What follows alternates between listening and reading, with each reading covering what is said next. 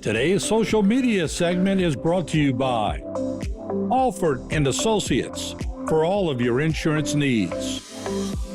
CIS, Cardiovascular Institute of the South, the highest quality cardiovascular care available. Barker Honda, the Barker family tradition of quality.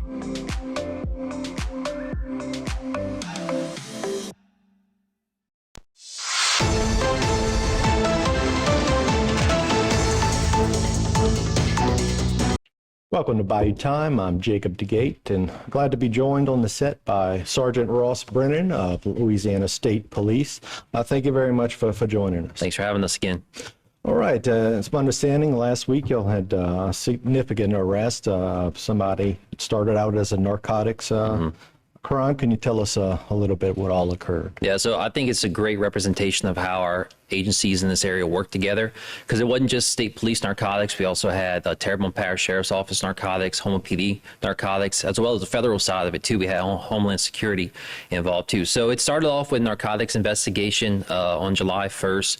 They had 2 search warrants for different residences in the Houma area.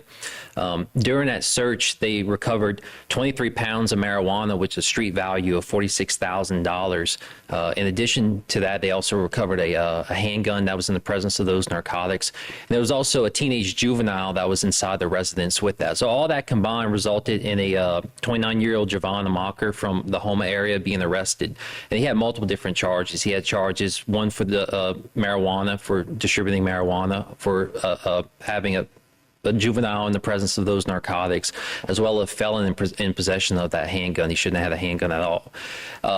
During the investigation, they went a little bit deeper with it. They ended up finding that the juvenile that was inside that residence with them was being sexually abused. So at that point, we called our Special Victims Unit with State Police, in addition to also Terrebonne Parish Sheriff's Office Special Victims Unit, Houma PD Special Victims Unit, and even, again, the federal side, Homeland Security. So again, a lot of different agencies, a lot of different departments within those agencies involved.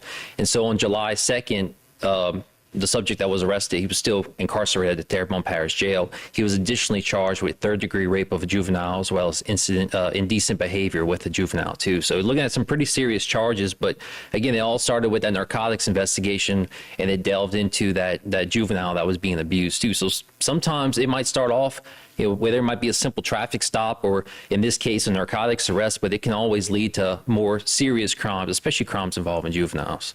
Certainly. It's a good thing to, get the juvenile out of there and hopefully get the juvenile some help that you need to deal with that. And then you also get the legal narcotics off of the street as well. So certainly a good job by state police and all the different agencies that really came together and made this one we happen. have a great working relationship in this area with different agencies. So they helped us out, we helped them out, and it's just, it better serves the community as a whole together. Okay.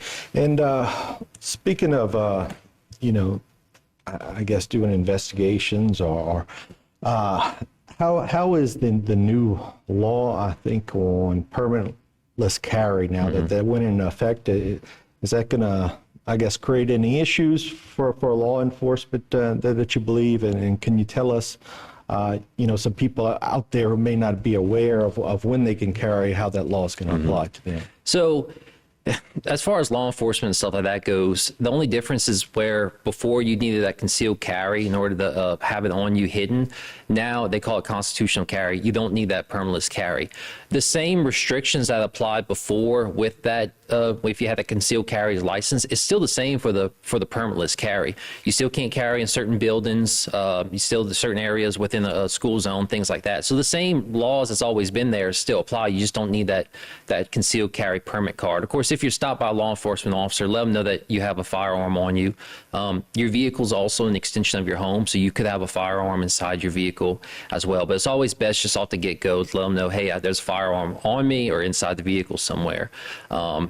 But the issue that's going to come up is that we highly recommend people still get some type of training, at least with the permit, the concealed carry permit. You had to go through some type of firearms training, learn the laws around it, when you can use it, when you can't use it, different restrictions.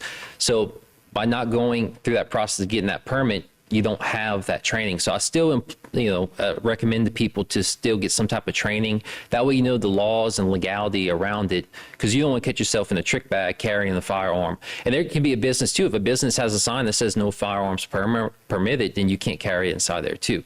So it's nothing really much change other than the fact that you don't need to get a permit, but the laws and restrictions are around that.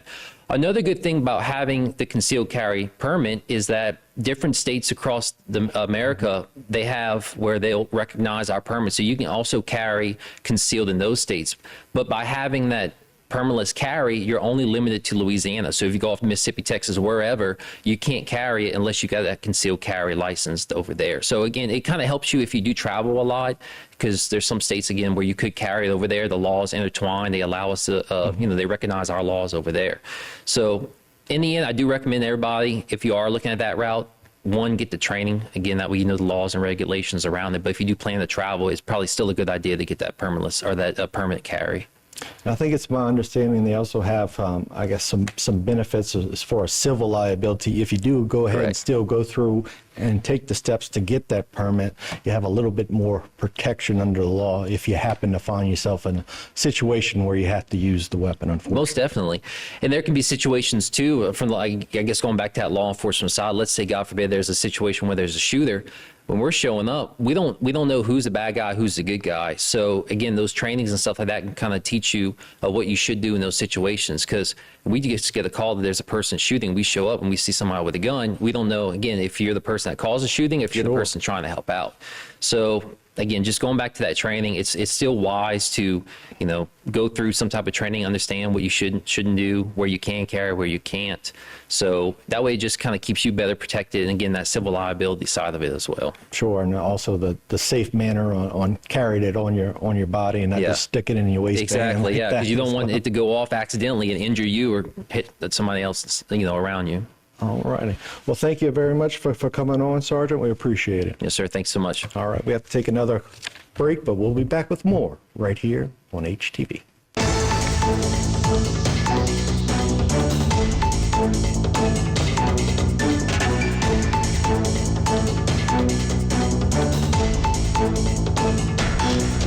From the moment you walk into the showroom floor at Trapp Cadillac, you understand our commitment to providing a truly exceptional experience for all returning and new customers. Our goal is to make sure you're always comfortable while understanding the entire process of getting into your new Trapp Cadillac. When you drive a Trapp Cadillac, you know performance, bold styling, and our shared commitment to service. One thing you can always count on here at Trapp Cadillac is our excellent service experience.